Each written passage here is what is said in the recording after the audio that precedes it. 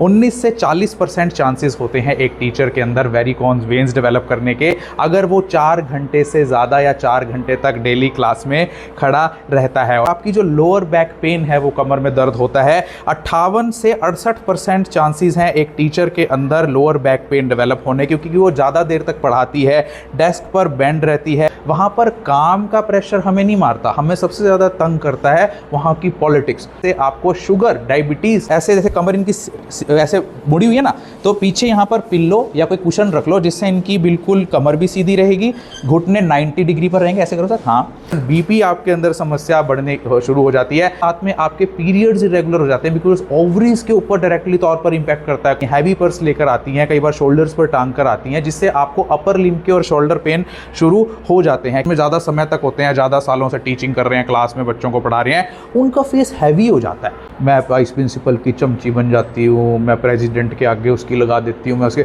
जिस वजह से आपके अंदर डिसमेनोरिया हो जाता है, जिसे पेनफुल पीरियड्स कहते हैं। आपके अंदर थायराइड की बीमारी शुरू हो जाती है। अगर एडियो के पास स्वेलिंग है, आपने यार बहुत पढ़ा है, बहुत लेक्चर्स दिए, इससे सिर दर्द हो रहा है, बट वो उसके कारण तो हो ही रहा है, साथ में आईज पर स्ट्रेन है। स्ट्रेस कैसे मैनेज करें? पॉलिटिक्स नहीं करनी है। आप स्कूल में आ रहे हैं, हल्के बैग्स लेकर आइए और ऐसे स्ट्रैप्स लेकर आइए जो वाइड हों, और अपने बैग को कंधे पर टांगने की बजाय, आप लोगों को उतनी सैलरी मिलनी है, उतनी चमची मार के ज़्यादा तो मिलनी नहीं। जब एक टीचर स्कूल में पढ़ाने आती है, वो लता मंगेशकर जैसी आवाज़ की होती है, लेकिन जब वो स्कूल छोड़ कर जाती है, वो अमरीश पुरी जैसी हो जाती है उसकी आवाज़, बिकॉज आपके अंदर लैरिंजाइटिस हो जाता है। और वो भी उस प्रधान को भी समझ में आ रहा होता है कि ये चमची मार रही है, वो इतना पागल नहीं होता, वो उसने स्कूल खोल रखा है और तुम्हें रख रखा है। ऐसा नहीं है कि तुमने स्कूल खोल के प्रधान को रख रखा है। कि ऑफिस में हाई हील्स पहन कर ना जाएं। कई चीज़ें ऐसी होती हैं जो हमें एक्सेप्ट करनी पड़ती हैं। हस्बैंड है, ठीक नहीं मिला, एक्सेप्ट करनी पड़ रही है। माँ बाप है, शराब पीने वाला बाप मिल गया, लेकिन एक्सेप्ट करना ही पड़ रहा है। चेयर्स को, डेस्क को, डोर हैंडल्स को, या जहां पर बार बार हैंड टच हो रहा है जिन ऑब्जेक्ट्स को, उनको टाइमली आपने सैनिटाइज करना है। ऐसे लोग जिनको ये एसिडिटी की प्रॉब्लम है, उन्हें तो खास तौर से लैरिंजाइटिस का ध्यान रखना चाहिए कि कोई बहुत ही बड़ी नेगेटिव सिचुएशन आ गई यहाँ स्कूल में, तो क्या हो जाएगा? ज़्यादा से ज़्यादा नौकरी चली जाएगी। तो अगर आप 20 मिनट तक पेपर चेक कर रही हैं, हर 20 मिनट के बाद 20 सेकंड के लिए 20 फुट के ऑब्जेक्ट पर कंसंट्रेट करना है। 20-20-20। आपकी जो बॉडी और आपके माइंड पर जो इफेक्ट्स पड़ रहे हैं आपकी टीचिंग ऑक्यूपेशन या टीचिंग प्रोफेशन से। टीचर्स को रिस्पेक्ट सब देते हैं, याद आते हैं टीचर्स 5 सितंबर को सबको टीचर्स डे पर। आपको अवार्ड्स दे दिए जाते हैं साल में एक दिन एनुअल डे पर बुलाकर, लेकिन कोई आपकी जो बॉडी और आपके माइंड पर जो इफेक्ट्स पड़ रहे हैं आपकी टीचिंग ऑक्यूपेशन या टीचिंग प्रोफेशन से, आइए जानते हैं उसके बारे में। जानना चाहोगे, यस और no? Yes. Number 1, varicose veins. आपने इस बीमारी के बारे में सुना होगा, जिसमें एक व्यक्ति के पैरों की नसें, वेन्स फूल जाती हैं ज़्यादा देर तक खड़े होने से, और कई बार उनके अंदर काले धब्बे भी बन जाते हैं, थ्रोम्बोसिस भी बन जाता है।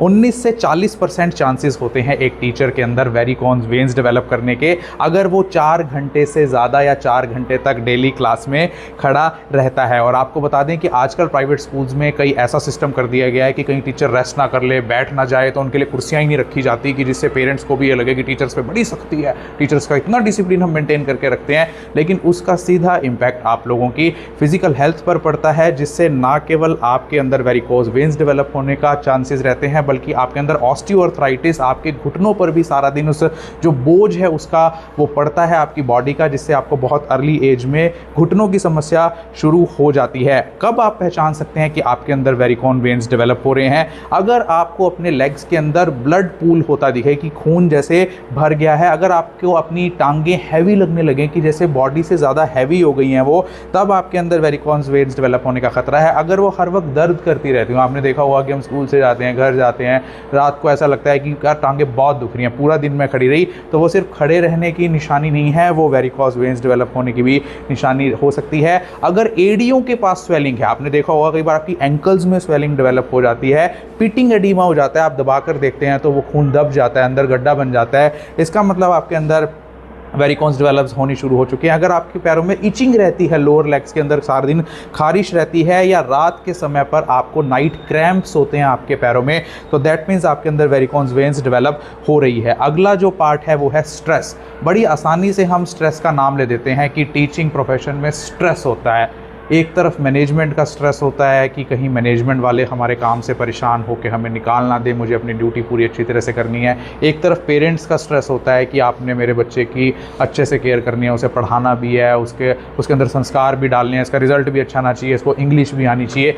और उसके बाद जब आप घर पहुँचती हैं तो घर का स्ट्रेस अलग, अब घर के बच्चों की भी रोटियाँ बनानी है, सब्जी बनानी है, पति को ऑफिस भेजना है, उसके झगड़े उसके अलग। तो वो जो स्ट्रेस है वो रिलीज़ करता है क्या? स्ट्रेस कैसे आपके शरीर को ख़त्म करता है? स्ट्रेस जैसे ही आपके माइंड में जनरेट होता है उससे रिलीज़ होता है कोर्टिसोल हार्मोन, जिसे स्ट्रेस हार्मोन के नाम से जाना जाता है। और ये कोर्टिसोल हार्मोन जैसे आपके ब्लड में कोई इन्फेक्शन डाल दिया जाए, कोई चीज़ डाल दी जाए तो बॉडी के हर पार्ट में फैलेगा। वैसे ही ये जो स्ट्रेस हार्मोन कोर्टिसोल है ये बॉडी के हर ऑर्गन में ब्लड के ज़रिए जाता है, जिससे आपको sugar, diabetes, type 2 diabetes mellitus होने का खतरा शुरू हो जाता है।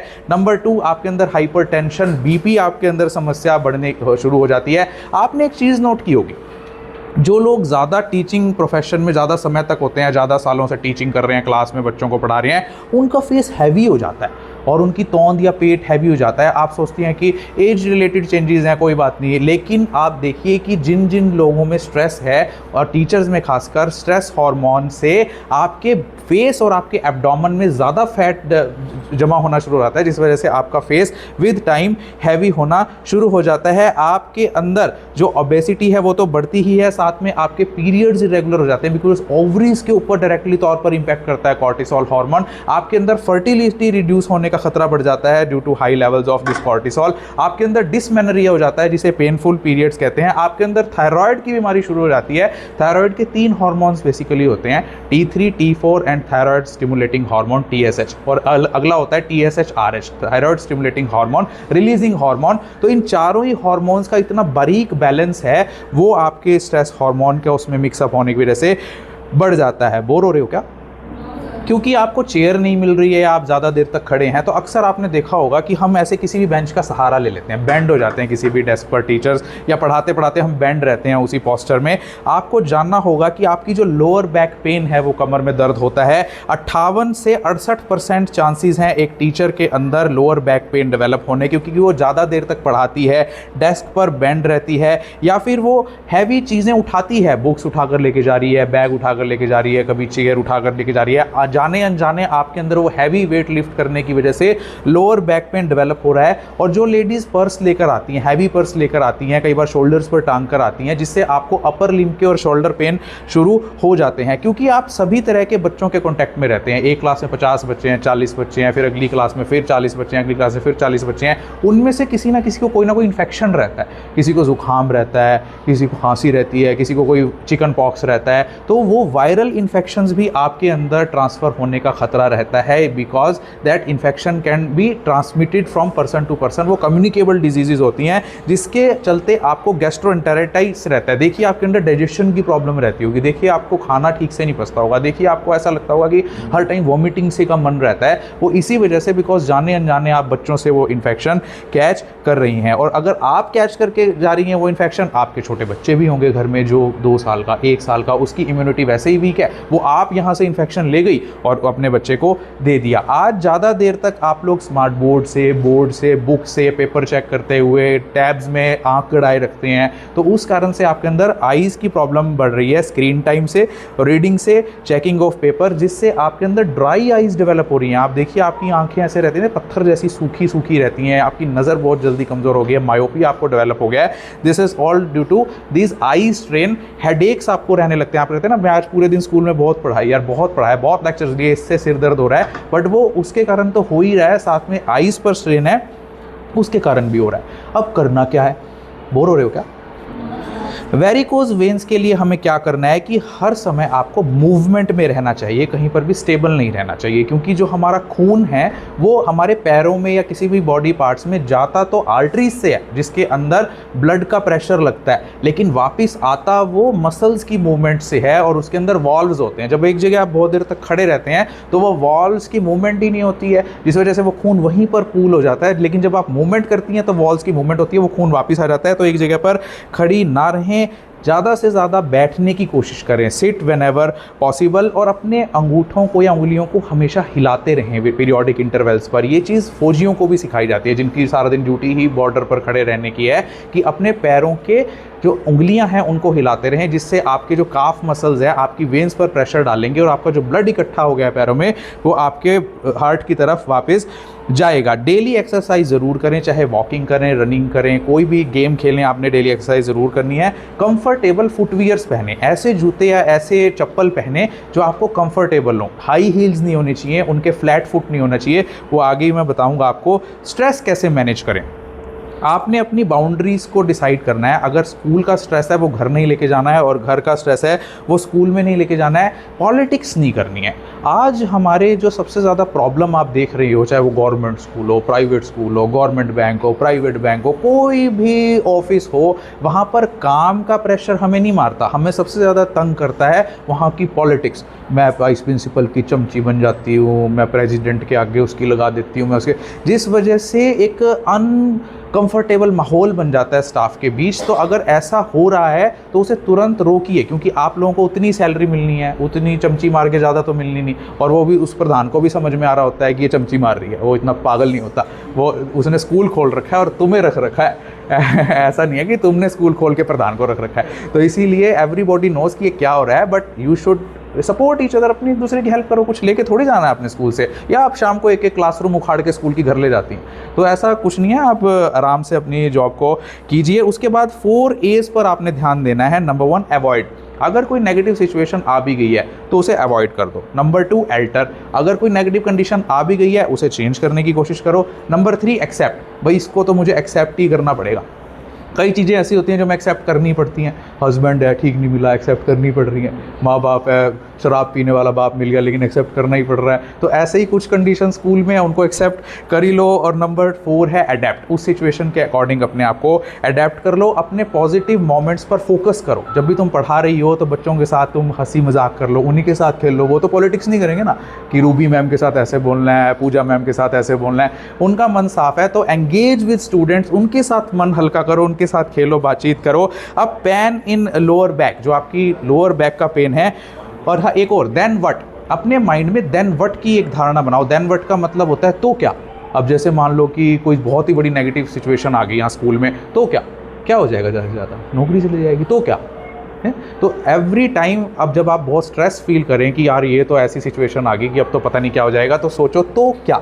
अगला, पेन इन लोअर बैक को कैसे आपने हैंडल करना है। अपनी पोजीशन को हर 30 या 45 मिनट में चेंज करते रहना है। अगर आप सिटिंग पोजीशन में है 30 मिनट तक तो आप स्टैंड कीजिए, स्टैंडिंग पोजीशन में है तो आप वॉक कीजिए। स्कूल में या कहीं पर भी ऑफिस में हाई हील्स पहन कर ना जाएं। जब आप हाई हील पहन कर जाते हैं तो आपकी बॉडी का जो पॉस्चर है, जो मसल्स का कोऑर्डिनेशन है वो बिगड़ जाता है। फ्लैट फुट के जूते भी बिल्कुल मत पहनिए। कई लोग, लेडीज़ क्या करती हैं, वो बिल्कुल फ्लैट फुट का जूता पहनकर चली जा रही हैं। ऐसा जूता या ऐसा सैंडल या ऐसी चप्पल सिलेक्ट कीजिए जो आपकी आर्क को फिट करता हो, जो अपनी आर्क होती है। स्टैंडर्ड जूते पहनिए, लोकल मार्केट से मत परचेज कीजिए, जो आपकी आर्क में बिल्कुल फिट हो जाते हैं, कंफर्टेबल हो, कुशन्ड हो। और एक होती है सबसे important, ergonomic seating. Ergonomic seating में क्या होता है कि जब हम बैठते हैं, जैसे वे सर बैठे हैं, अपने पैरों को बिल्कुल ऐसे फ्लैट ज़मीन पर रखकर बैठो, घुटनों को 90 डिग्री बेंड करो। और जब तुम्हें ऐसे जैसे कमर इनकी ऐसे मुड़ी हुई है ना, तो पीछे यहाँ पर पिल्लो या कोई कुशन रख लो, जिससे इनकी बिल्कुल कमर भी सीधी रहेगी, घुटने 90 डिग्री पर रहेंगे। ऐसे करो सर, हाँ, और पैर बिल्कुल फ्लैट। ये अर्गोनॉमिक सीटिंग होती है। इससे आपके अंदर लोअर बैक पेन बिल्कुल भी डेवलप नहीं होगा। शोल्डर पेन के लिए आपको क्या करना है, एक तो आप हल्के बैग्स लेकर आइए। अगर आप स्कूल में आ रहे हैं, हल्के बैग्स लेकर आइए और ऐसे स्ट्रैप्स लेकर आइए जो वाइड हों।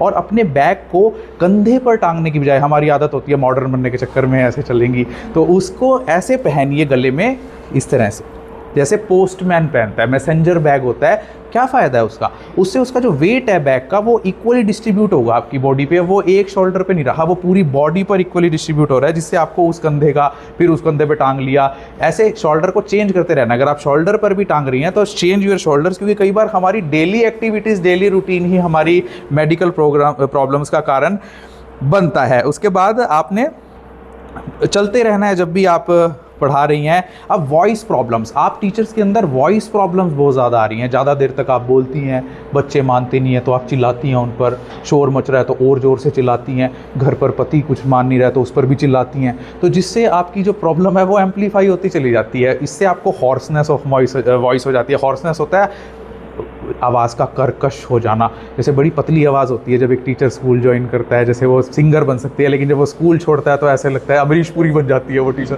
तो एक टीचर जो है वो आती तो बेस बढ़ जाता है। जब एक टीचर स्कूल में पढ़ाने आती है वो लता मंगेशकर जैसी आवाज़ की होती है, लेकिन जब वो स्कूल छोड़ कर जाती है वो अमरीश पुरी जैसी हो जाती है उसकी आवाज़। तो वो बिकॉज आपके अंदर लैरिंजाइटिस हो जाता है। लैरिंग्स हमारे यहाँ पर जो होता है वो आवाज़ प्रोड्यूस करता है, वॉइस बॉक्स होता है। जब आप बहुत देर तक बोलते हैं, जैसे मैं हूँ सारा दिन बोलता रहता हूँ, तो उससे लैरिंग्स के अंदर इन्फेक्शन हो जाता है, लैरिंग्स का ओवर यूज़ होता है, लैरिंग्स ड्राई हो जाता है, लैरिंग्स की फटीग हो जाती है मसल्स की, इससे आपकी हॉर्सनेस ऑफ वॉइस हो जाती है और आपकी आवाज़ ख़राब हो जाती है धीरे धीरे। अब उसके लिए क्या करना है, डेली आपने 2.5 से 3 लीटर पानी पीना है, जिसका कारण क्या, लॉजिक क्या, कि आपका जो वॉइस बॉक्स है, जो लैरिंग्स है, वो लुब्रिकेटेड रहेगा, ड्राई नहीं होगा, जिससे आपका जो आपके अंदर हॉर्सनेस ऑफ वॉइस या लैरिंजाइटिस डेवलप नहीं होगा। अगर आप क्लास में पढ़ा रहे हैं तो माइक्रोफोन यूज़ करें। आपने देखा होगा कि कई मैडमें वो माइक सा लगा के रखती हैं, स्पीकर में से आवाज़ आ रही होती है, एयरपोर्ट पे जा रहे होते हैं, वहाँ एयरपोर्ट पे जो अनाउंसमेंट करने वाली होती है, एक माइक सा लगा रखा होता है, यहाँ से आवाज़ आ रही होती है, उसका स्पीकर लगा हुआ होता है, तो उसको आप यूज़ कर सकती हैं ताकि आपके जो बोलने की वॉइस है वो जो डिवाइस है उसे एम्पलीफाई कर दे और आपके गले पर इफेक्ट ना पड़े। बोलें अगर तो गले से ना बोलें, डायफ्राम से बोलें। आप कोशिश कीजिए कि आवाज़ अंदर से आए, ना कि गले से आए। अगर आप गले का यूज़ कम करेंगी, विद प्रैक्टिस वो हो जाएगा, और डायफ्राम से बोलेंगी तो आपके गले पर अफेक्ट कम पड़ेगा।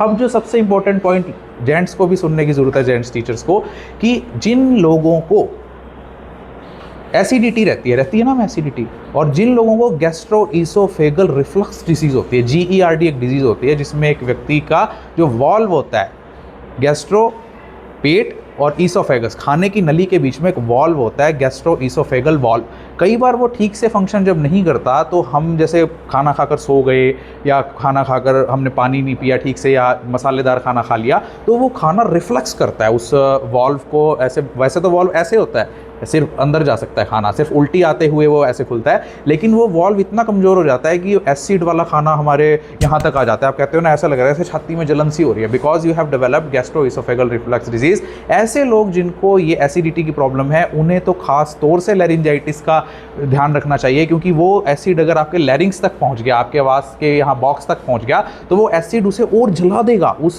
लैरिंजाइटिस प्रॉब्लम को और बढ़ा देगा। तो you should treat your gastroesophageal reflux disease as early as possible. अगर आप बोर हो रहे हो क्या, अगर आपको बच्चों से इन्फेक्शन होने का डर है, जो होता ही है जाने अनजाने हमें, तो आपने क्या चीज़ ध्यान में रखनी है, एक तो क्लासरूम का साइज़ प्रॉपर हो, वेंटिलेशन हो, दरवाजे खिड़कियां खुली हों जिससे हवा का बहाव उसमें बना रहे, ज़्यादा क्लोज्ड स्पेस ना हो। बच्चों को कहिए कि तुम खांसते हुए और छींकते हुए अपना मुंह और नाक जरूर ढक कर रखो। उनको सैनिटाइज़र प्रोवाइड कराइए, हर क्लास में सैनिटाइज़र रखिए कि अगर वो टॉयलेट से आ रहे हैं, कई बार वहाँ सोप ही नहीं होती, वो ऐसे ही हाथ धोआते हैं, या फिर वो धोकर भी आए कि नहीं हाथ आपको पता ही नहीं है, तो आप अपनी क्लास में सैनिटाइज़र रख लीजिए। कोई ज़्यादा महंगा तो आता नहीं, बच्चा सैनिटाइज़ करेगा हाथ और उसका इन्फेक्शन आप लोगों तक नहीं पहुँचेगा। उसके बाद आपने उनको हैंड वॉश करने की प्रैक्टिस करानी है।